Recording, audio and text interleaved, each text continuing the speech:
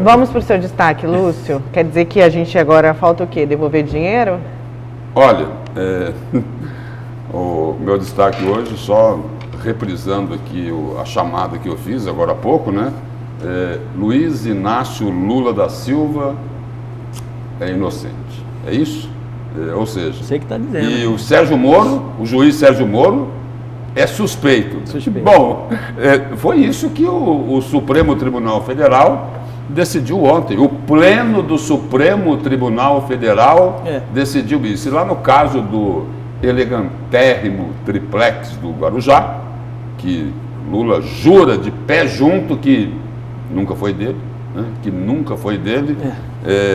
Aí o seguinte, além de anular a condenação, anularam também todas as provas que foram colhidas nesse processo lá do triplex do Guarujá.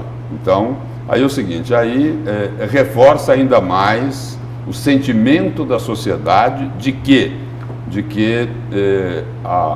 teve aí, né, está tendo, né, uma grande conspiração contra a Lava Jato. E foi uma sessão quente lá no Supremo Tribunal Federal. E aí, só voltando a falar do triplex, com esta decisão do Supremo Tribunal Federal, que vai agora ser, os processos de Lula vão para a Justiça do Distrito Federal, no caso do triplex, volta a estaca zero. Não tem absolutamente nada.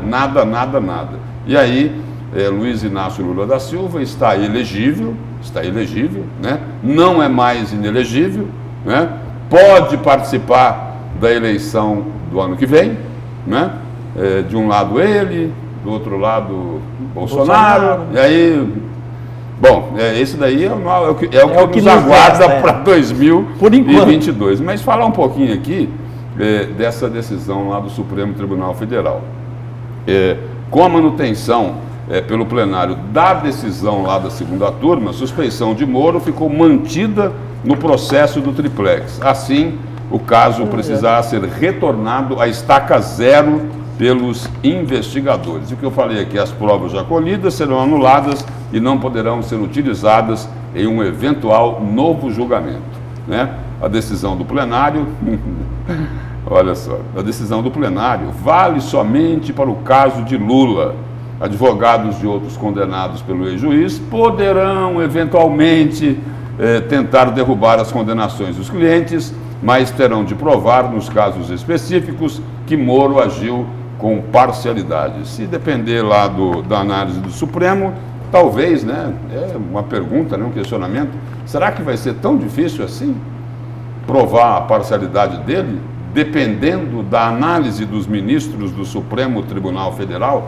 E aí é o seguinte, aí teve um bate-boca danado entre Gilmar Mendes e o ministro Luiz Roberto Barroso. E aí o presidente da corte, né, o ministro Luiz Fux, ele teve inclusive que interromper, né? Interromper a sessão, cortou os microfones, porque Gilmar Mendes estava com esse processo há 2 anos.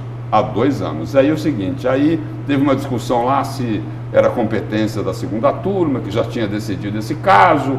Aí o relator disse o seguinte, olha, não, quem tem que julgar isso daqui é o plenário. Aí teve um bate-boca danado entre Gilmar Mendes e o ministro Luiz Roberto Barroso. Aí Gilmar Mendes disse que cabia a ele decidir quando julgar o caso da suspeição de Moro na segunda turma.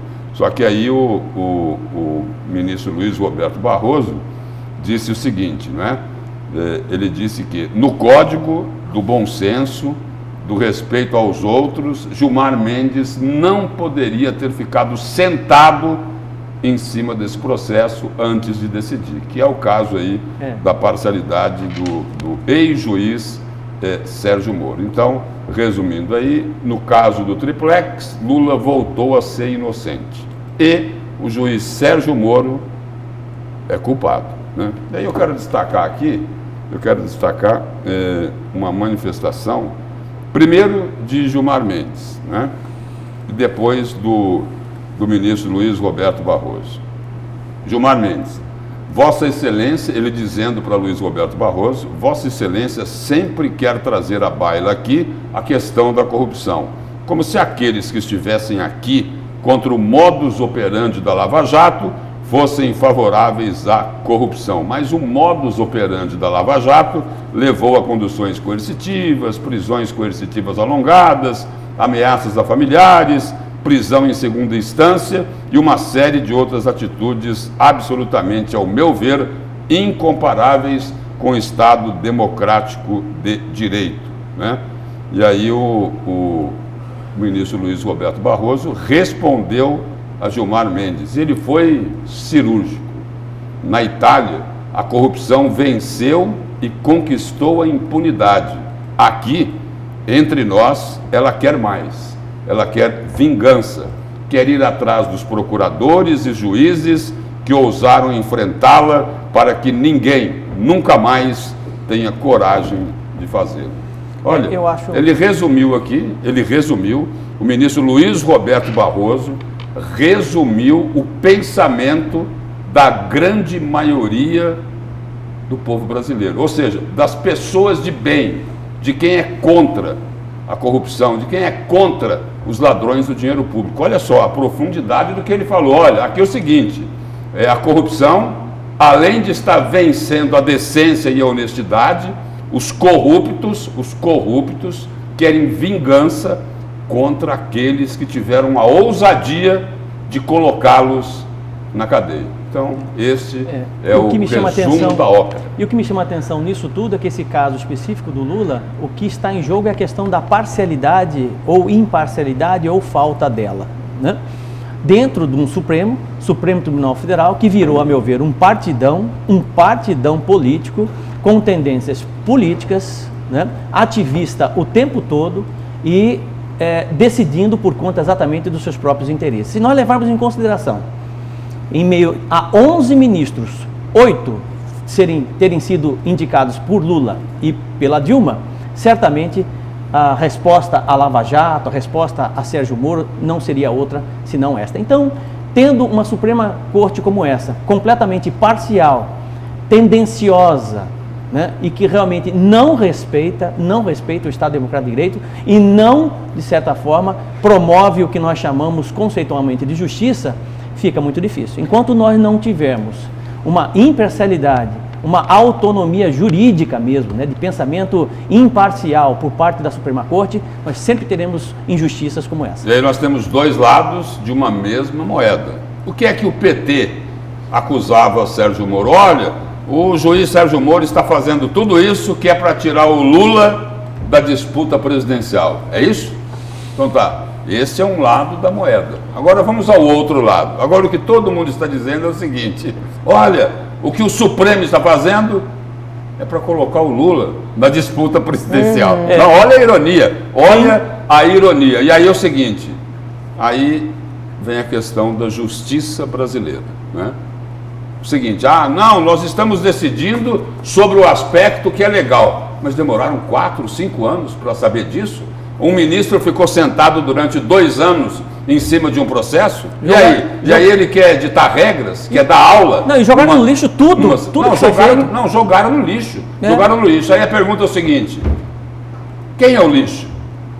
Quem é o lixo? Né? Porque jogaram todas as provas colhidas, no caso do triplex, no lixo. No lixo. Olha, gente, tem muita participação. Aí o seguinte, vou repetir a pergunta aqui. Deixa eu colocar. Onde está o lixo? Deixa eu colocar algumas participações aqui. Bom dia a todos. Bernadette de Várzea Grande. Gostei do Lúcio, dá luz para Mauro Mendes e Emanuel Pinheiro. Sabe que você está certo. Quem sabe espanta toda a macumba no meio dos dois. Vamos para outras participações. Bom dia, bancada. Chegamos à conclusão que o culpado é o juiz, com a palavra STF. Agora, a pergunta que não quer calar: de onde vem o dinheiro da delação premiada? Poste mijando no cachorro, Roberto, do Duque de Caxias.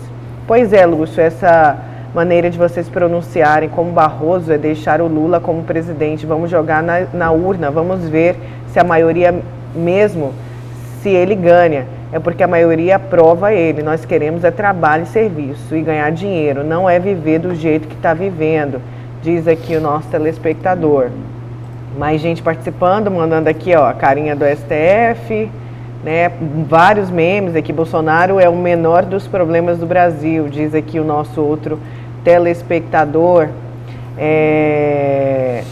Deixa eu ver aqui, Haroldo.